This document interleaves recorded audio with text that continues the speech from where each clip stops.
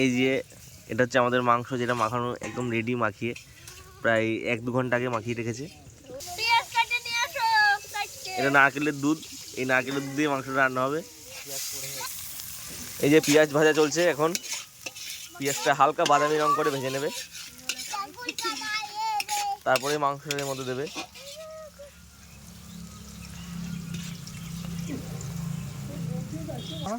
এই যে এটা আমাদের ছোট রাঁধুনি, যেটা আমাদেরকে হাঁসটাকে ছাড়াতে এবং রান্না করতে অনেক সাহায্য করেছে। পেঁয়াজটা অনেকটা হালকা বাদামি রং এসে গেছে, আর বেশিক্ষণ ভাজতে হবে না, প্রায় হয়ে গেছে পেঁয়াজটা ভাজা।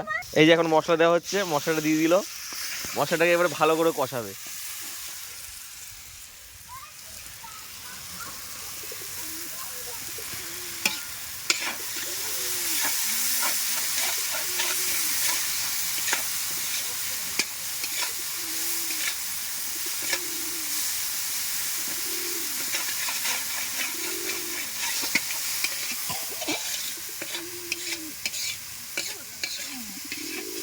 একদম গ্রাম বাংলার রান্না, কাঠের জালে।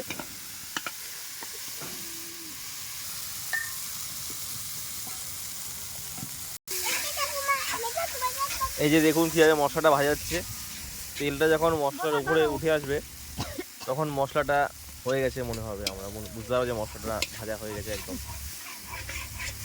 এই যে হাঁসের মাংস দিয়ে দিল, প্রায় 3 কেজি মাংস হয়েছে হাঁসটা থেকে।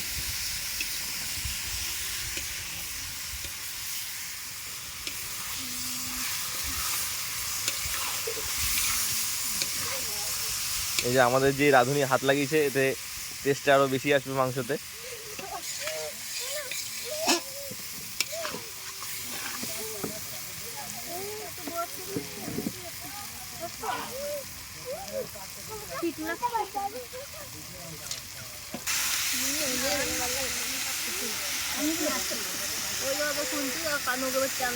ধনেপাতা পড়লো এখন এর মধ্যে, একটা ফ্লেভার আছে ধনেপাতার।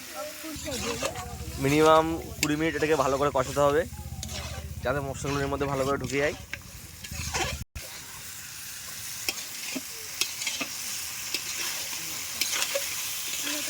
ভালো করে নাড়ছি এটাকে, যাতে নিচে না লেগে যায়, আর সুন্দরভাবে মাংসটা যাতে কষে। আহা, কত তেল বেরিয়েছে, এগুলো সব তেল, সব মাংস থেকে বেরিয়েছে তেলগুলো।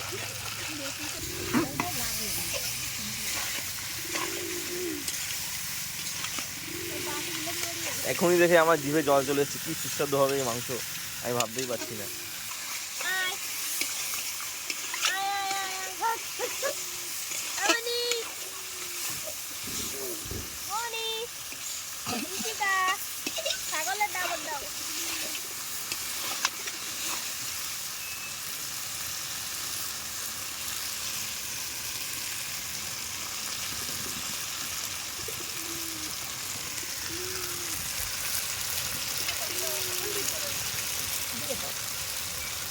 এই যে টমেটো পড়লো, এবারে টমেটোতে মাংসটাতে আরো ভালো টেস্ট আসবে।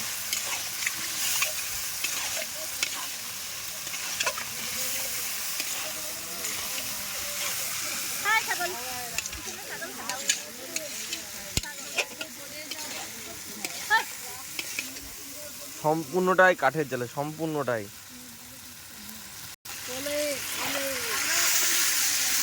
কি রকম তেল বেরিয়েছে, কি পরিমাণে তেল বেরিয়েছে, পুরোটাই মাংস থেকে।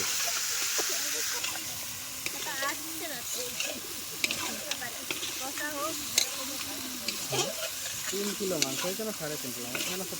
3 কেজি, 3 কেজি মাংস হবে এখানে। 3 কেজি হবে।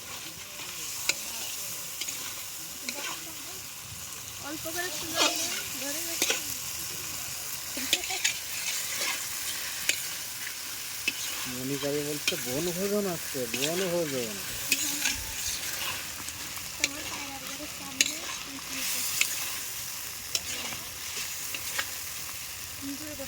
একটু একটু করে তেল ভেসে উঠছে মাংসের উপরে, জল দেওয়া হলো, একটুখানি জল দেওয়া হলো, যাতে মশলাটা পুড়ে যাতে না যায়, মশলাটা যাতে ভালোভাবে ভাজা হয়, এর জন্য একটুখানি জল দেওয়া হলো এর মধ্যে। এই বড় যেটা দেখতে পাচ্ছেন, এটা সেই হাঁসের মাথা, দেখতে পাচ্ছেন কত বড় মাথা।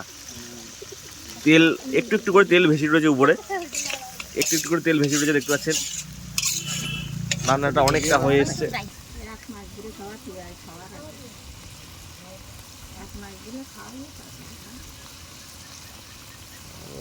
দেখে মনে হচ্ছে এমনই ভাত ঢাইলে দেখা শুরু করি। একটা সুন্দর সেন্ট বেরোচ্ছে। সেই ওরকম খেলা নিয়ে আসতে হবে, সবাই মিলে একসাথে বসে খাওয়াবো, তাই না? 60% রান্না হয়ে গেছে। দেখাই খাই সব। এখনো এর মধ্যে একটা জিনিস দেওয়া বাকি আছে, আপনারা দেখবেন একটু বাদে একটা নতুন একটা জিনিস যাবে, যার জন্য মাংস আরও টেস্ট হবে। এই যে তেলটা ভেসে উঠেছে উপরে, অনেকটা তেল উপরে ভেসে উঠেছে, রান্না প্রায় হয়ে এসছে। দেখুন কীভাবে ফুটছে, একটু নাড়া দাও, নাড়া নিচে লেগে যাবে, আর জাল বেশি হয়ে গেছে।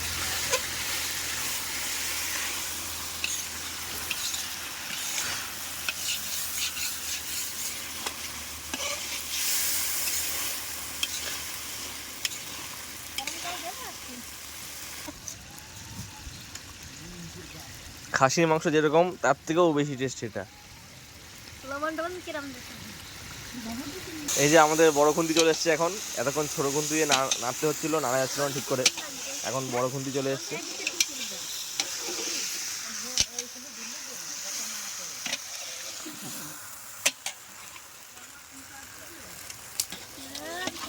গোল টেস্ট করছি, আমারও টেস্ট করালো, ভালো স্বাদ হচ্ছে কিনা দেখছি না। কালকে থাকিছিল না, ভালো স্বাদ হয়নি, তাই না?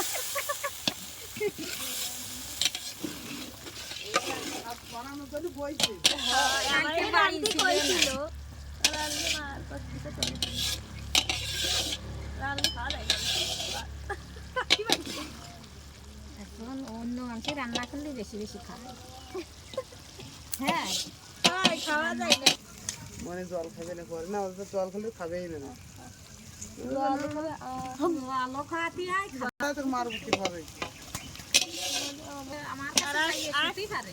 আবার কোন আবার লেফটটা খুলে দেব, এরকম করে শান্তি রং করতে পারি মাটি দেয় না।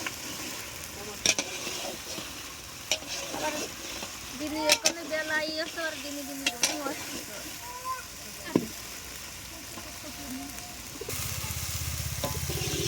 দেখো বৌমা, জল দিয়ে দেবেন এবার। আমার ফোনটা এর মধ্যে পড়ে গেলে তো হয়ে গেল, তাই ভয় হচ্ছে। আলু পড়ে গেল মাংসের মধ্যে।